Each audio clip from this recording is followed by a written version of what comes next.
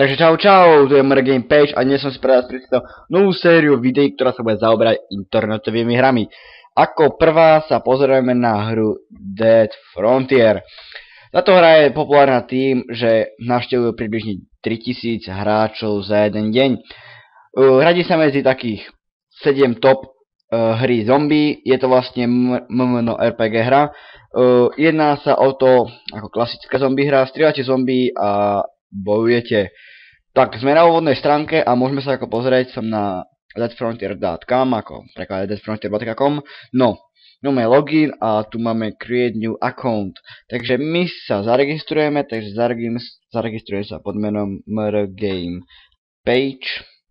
Tak, e-mail si dáme napríklad takýto. Tak, to by bolo, password dáme nejaké obyčajné a znova heslo. Tak, to by bolo. Založíme nové heslo, bla bla bla. 8 písmen, no tak dobre. Máte to. Bolo určite, malo byť 8. Boli by sme zaregistrovaní. No a počkáme, tak dobre. No a tu sa nám objaví takéto menu, kde si budeme môcť vybrať ženu alebo muža. Asi nám muža. No a dáme si profesie, tu máte. Doktor môže oliečovať, farmár dostáva jedlo a začína s mini 40 na rifle. Chef môže variť a začína s chef knife a každý má iné vylepšenie. Napríklad si dám inžinier nie, chef, farmer, student, ne. Policajta napríklad, lebo ten má celkom dobre, no vylepšíme si ho nejako, černocha nechcem, tak to môže byť, tvár si dáme. Takú šišatu nie, ani takúto. Bože môj, tohto napríklad, takéto vlasy, čierne, púzy, no super. No, intro sa mi fakt nechce pozerať, neviem ako vy už si to môžete pozerať, bude to fakt na vás. No, nasty as holdout. Super, máme dve nové správy. Helpbot, tu sa ako uvítáva na tejto hre, takže to si možno rovno odstrániť, to ja nepotrebujem. No a ja vám ukážem takto. No tak je to práve 2000 online, ale to si myslím celkom dosť. No, toto je mesto základné, v ktorom sa každý hráč, ktorý sa zaregistruje hneď, sa spawne. Takisto, keď som ja začínal s touto hrou, tak som sa spawnul. No a máme tu také, ako napríklad banka, tam si ukladáte peniaze, pretože po vašom umrtí, keď vás zabijú, tak všetky peniaze strácate, takže ja si napríklad odložím. Super, máš taký bohatý som. No, storage je váš sklad. Vlastne tu si môžete kupovať miesta podľa, no tu máte za 25 000, potom je to 50, stále sa to zvýšilo do 25 000. Potom by sme tu mali arena, tam vstúpať nejdem, tam je PvP zapnuté. Marketplace, to si ukážeme. Tunak vlastne hráči predávajú svoje veci, ktoré našli, alebo nejako to nazvať. Tak, tu máme brnenia, mili zbranie, pištolky, pušky, brokovnice, ľahké tieto samopaly, ťažké samopaly, granátomety alebo grenade launcher. A tu máme do nich vlastne náboje, no tu máme item, tu sú ako medika, oliečovatka, máme už ako na seba ako predmety ako oblečenie.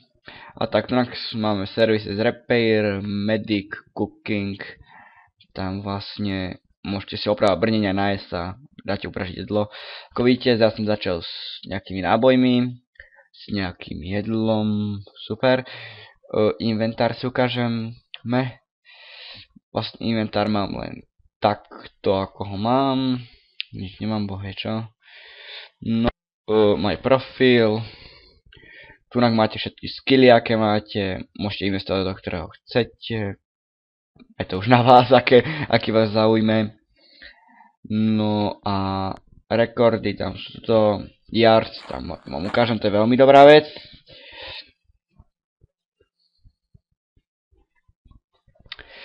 Yard vám ukážem.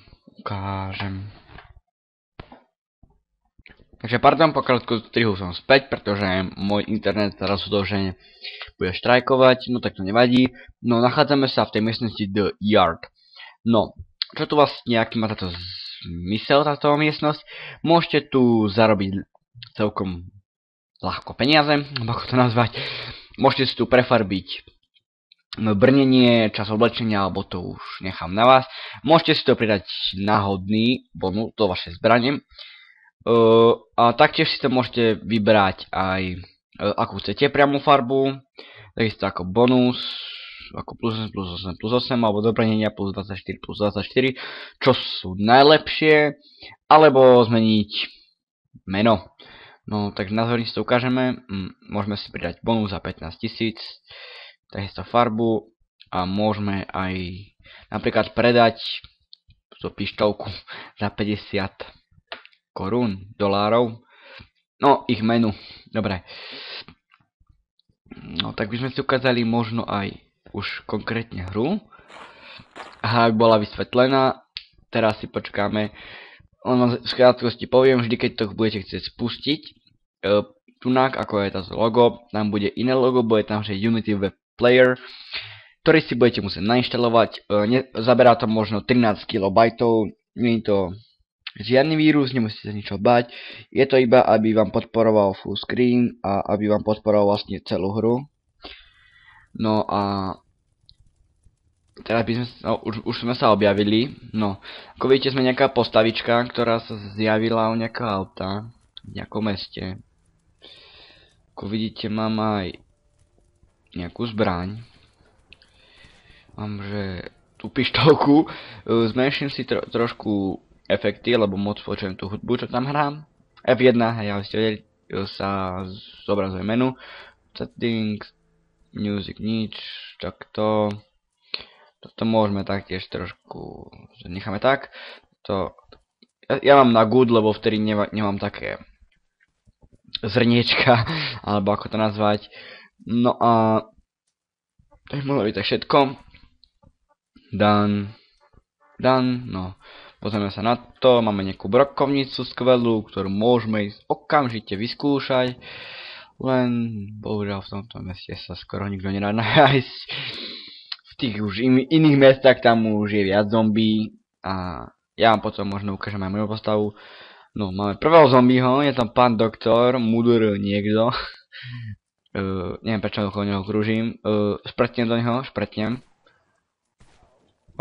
Nič moc. Ale bolo to teda úžasné. No, dobre.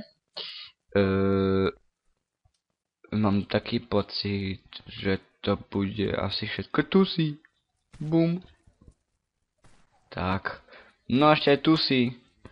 Dobre. Ale vás tu je, čo je? No, lebo brokovnice trošku lurujú, ne? Trošku vás tu naženú. Trošku takto pištolkou, toto vražednou.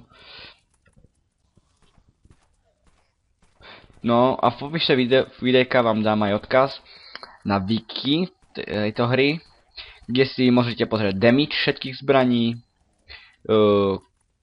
na koľko ich predáte na rade, oblečenia, odporúčanie, fórum a iné veci. No, zatiaľ musím dozabíjať pár zombie. Pár, no, fakt je to pár. Chcípni. Double kill. Dobre, tu máme. Čo je? Nič som ti neurobil. Dobre. Prehľadáme si telo. Super, to sme našli do našej pišťovky. Vražedne veľa nábojov. Ja radšej podporujem pušky. Mám radšej pušky a to ja hrám s puškami.